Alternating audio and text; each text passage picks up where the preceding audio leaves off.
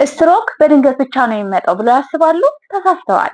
የሕክምና ሳይንሱ እንደሚለው ስትሮክ ከመከሰቱ በፊት ቀስ በቀስ ምልክቶችን ይሰጠናል። ዛሬ ይህን አደገኛ በሽታ በቤታችን ውስጥ በቀላል ልምምዶች እንዴት ማጥፋት እንደምንችል እነግራችኋለሁ። ሲስተር ዘውዲቱ ነኝ። ቪዲዮዬን ላይክ እና ሼር እያደረጋችሁ አብራችሁን ቆዩ። ሰላም ጤና ይስጥልን ውድ ተመልካቾቻችን፣ እንደምን ሰነበታችሁ? ስትሮክ የአንጎል ውስጥ ደም መፍሰስ ወይም ደግሞ መደፈን ሁልጊዜ የሚከሰት አይደለም። ስትሮክ ከመከሰቱ በፊት ቀስ በቀስ የሚመጡ ለውጦች ወይም ደግሞ ምልክቶች ይኖራሉ።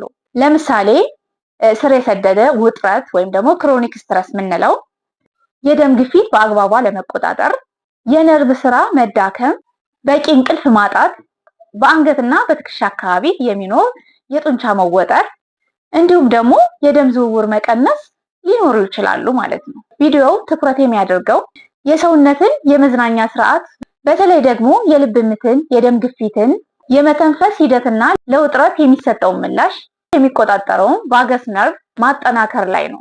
እነዚህ ዘዴዎች ዘና ለማለትና ውጥረትን ለመቀነስ ሊረዱ ቢችሉ በሕክምና ለሚደረገው የስትሮክ መከላከያ ዘዴ የተረጋገጡ ምትኮች አይደሉም። የደም ግፊት፣ የስኳር በሽታን፣ ኮሌስትሮልን፣ ሲጋራ ማጨስ፣ የአመጋገብ ስርዓትንና የአካል ብቃት እንቅስቃሴ በአግባቡ መቆጣጠር አሁንም ቢሆን እጅግ በጣም አስፈላጊ ነው።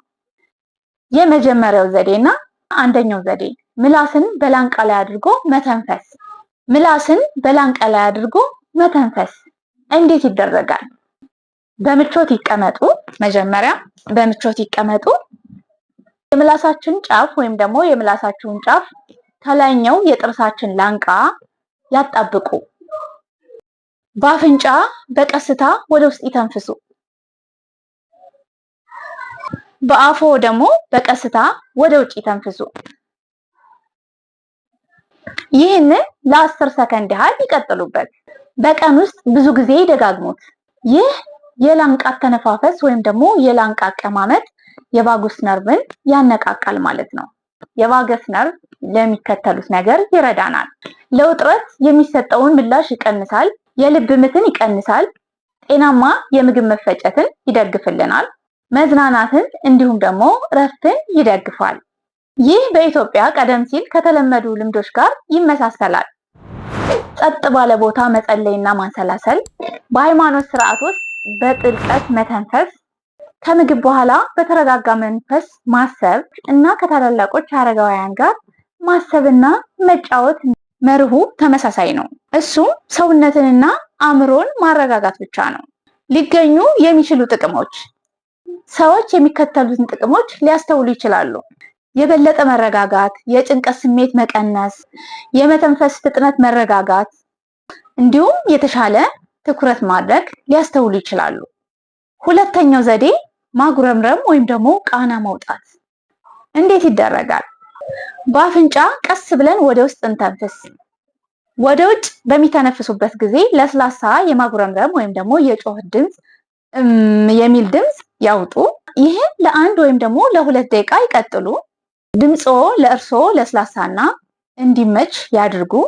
በጣም ደረቅ ያለ ድምፅ ወይም ደግሞ ጉሮሯችን የሚሰማን ድምፅ መውጣት የለበትም። የሚል ድምፅ መውጣት አለብን። ይህ የማጉረምረም ድምፅ ለምን ይጠቅመናል? የሚከተለው እናያለን። አንደኛ የቫገስ ነርቭን ያንቀሳቅስልናል። ሁለተኛ መዝናናትን ያበረታታልናል። ሶስተኛ አተነፋፈስን ያረጋጋል። አራተኛ በአፍንጫ ባዶ ቦታዎች የናይትሪክ ኦክሳይድን መጠን ሊጨምር ይችላል። ናይትሪክ ኦክሳይድ የደም ስሮች በትክክል እንዲሰሩልን ያደርጋል። ማጉረምረምና ዜማ ማውጣት በኢትዮጵያ ታሪክ ውስጥ የተለመዱ ነገሮች ናቸው። የኦርቶዶክስ ማህሌት ቅዳሴና ዜማዎች፣ ባህላዊና መንፈሳዊ መዝሙሮች፣ የህብረት ዝማሬዎች፣ የሃይማኖት ጸሎቶች። ብዙ ሰዎች በእነዚህ ተግባራት ከተሳተፉ በኋላ የበለጠ የመረጋጋት ስሜት ይሰማቸዋል። ውጥረትን እንቀንሳለን። የተሻለ የደስታ ስሜት ይሰማናል። ትኩረታችን ይሻሻላል። አተነፋፈሳችንም ይስተካከላል ማለት ነው። ሶስተኛው ዘዴ የአንገት እንቅስቃሴ ነው። እንዴት ይደረጋል? ቀስ ብለው ይቆሙ ወይም ደግሞ ይቀመጡ። ቀስ ብለው ወደ ውስጥ ይተንፍሱ። ወደ ውስጥ ይተንፍሱ። ወደ ግራ ቀስ ብለው ያዞሩ። ለጥቂት ጊዜ ቀስ ብለው ይቆሙ። ወደ መሃል ይመለሱ። በቀስታ ወደ ቀኝ ይዙሩ። በቀስታ ወደ መሃል ይመለሱ።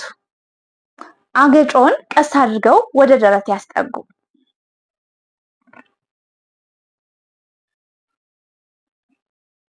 ሌላ ጥልቅ ትንፋሽ ወደ ውስጥ ያስገቡ። እነዚህ የህዋስ መረቦች የሚከተሉትን ነገሮች ያደርጋሉ። የደም ግፊትን ይከታተላሉ፣ ወደ አንጎል መረጃ ይልካሉ፣ የደም ዝውውርን ለማስተካከል ይረዳሉ። ስር የሰደደ የአንገት መወጠር ካለ በእነዚህ ትሬኒንጎች ወይም ደግሞ በእነዚህ ልምምዶች ሊስተካከል ይችላል ማለት ነው። ብዙ ትልልቅ ሰዎች ወይም ደግሞ አረጋውያን ለረጅም ሰዓታት ይቀመጣሉ። አንገት በሚያደክሙ የስራ ሁኔታዎች ይሰማራሉ። በሚያነቡበት ወይም ደግሞ በሚሰሩበት ጊዜ አንገታቸውን ወደ ታች አጎንብሰው ብዙ ጊዜ ያሳልፋሉ። ስለዚህ ቀስ ያለ የአንገት እንቅስቃሴ መወጠርን ወይም ደግሞ መድረቅን ለማስታገስ ሊረዳ ይችላል ማለት ነው። ሰዎች ይህን እንቅስቃሴ በማድረጋቸው እነዚህን ጥቅሞች ሊያገኙ ይችላል ማለት ነው። የአንገት መወጠርን መቀነስ፣ የቀጥታ አቀማመጥ ወይም ደግሞ ፖዚሽን መሻሻል፣ ምቾት መሰማት፣ የአንገት መደንዘዝ ወይም ደግሞ መድረቅ መቀነስን ሊያገኙ ይችላሉ ማለት ነው። ስለ 73ቱ ዓመት አዛውንት የተነገረው ታሪክ ሐኪሙ የሚከተሉትን ባህሪያት የነበረው አንድ ታሪክ ይናገራል። እድሜው 73 ዓመት ነበር። ራሱን ጤናማ አድርጎ የሚቆጥር የማዞር ስሜትም አጋጥሞት ነበር ይላል። በኋላ ግን በስትሮክ የተጠቃ። ይህ ታሪክ የሚያሳየው አንዳንድ የማስጠንቀቂያ ምልክቶች ችላ እንደማይባሉ ለማሳየት ነው። የሚከተሉትን ምልክቶች በጭራሽ ችላ ይበሉ።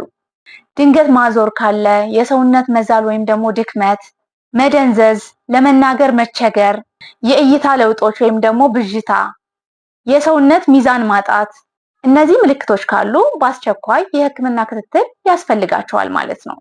እናቶች ወይም ደግሞ አባቶች ከዚህ ምን ሊማሩ ይችላሉ? ተግባራዊ ትምህርቶች የሚከተሉት ናቸው።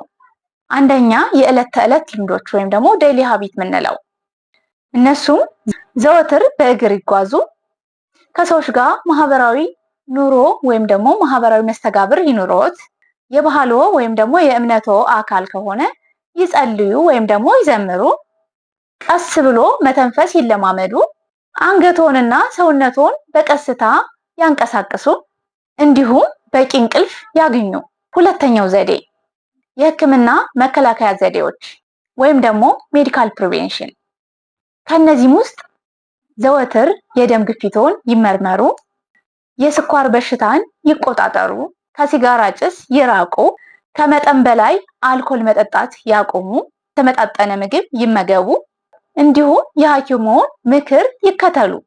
ማጠቃለያ፣ የቪዲዮው ዋና መልእክት አነስተኛ የዕለት ተዕለት ልምዶች መዝናናትና አጠቃላይ ጤናን ሊደግፍ እንደሚችል ነው። ውይይት ያደረግንባቸው 3 ዘዴዎች፣ አንደኛ ምላስን በላንቃ ላይ አድርጎ መተንፈስ፣ ሁለተኛ ወደ ውጭ በሚተነፍሱበት ጊዜ ማጉረምረም ወይም ደግሞ ድምፅ ማውጣት፣ ሶስተኛ ቀስ ያሉ የአንገት እንቅስቃሴዎች ናቸው። እነዚህ ልምዶች ውጥረት ለመቀነስ፣ እረፍት ለመስጠት ሊረዱ ቢችሉ እንደ ተጨማሪ ልምዶች መታየት አለባቸው እንጂ አስተማማኝ የስትሮክ መከላከያ ዘዴዎች ተደርገው ሊወሰዱ አይገባቸውም። የስትሮክ አደጋን ለመቀነስ በጣም ውጤታማው መንገድ አሁንም ቢሆን ተገቢውን የሕክምና ክትትል፣ የደም ግፊት መቆጣጠር፣ ጤናማ አመጋገብ፣ መደበኛ የአካል ብቃት እንቅስቃሴና እንደ ስኳር ያሉ የጤና እክሎችን በአግባቡ መያዝ ነው። ውድ ተመልካቾቼ አብራችሁኝ ስለቆያችሁ ከልብ አመሰግናለሁ። ቪዲዮውን እንደወደዳችሁት ተስፋ አረጋለሁ። ቪዲዮውን ከወደዳችሁ ላይክ እያደረጋችሁ ቻናሌን ደግሞ ሰብስክራይብ እያደረጋችሁ እንዲሁም ለወዳጅ ዘመዶቻችሁ ደግሞ ሸር እያደረጋችሁ ቤተሰብ ሁኑኝ ማለት ነው። በቀጣይ በሌላ ቪዲዮ እስከምንገናኝ መልካም ሳምንት።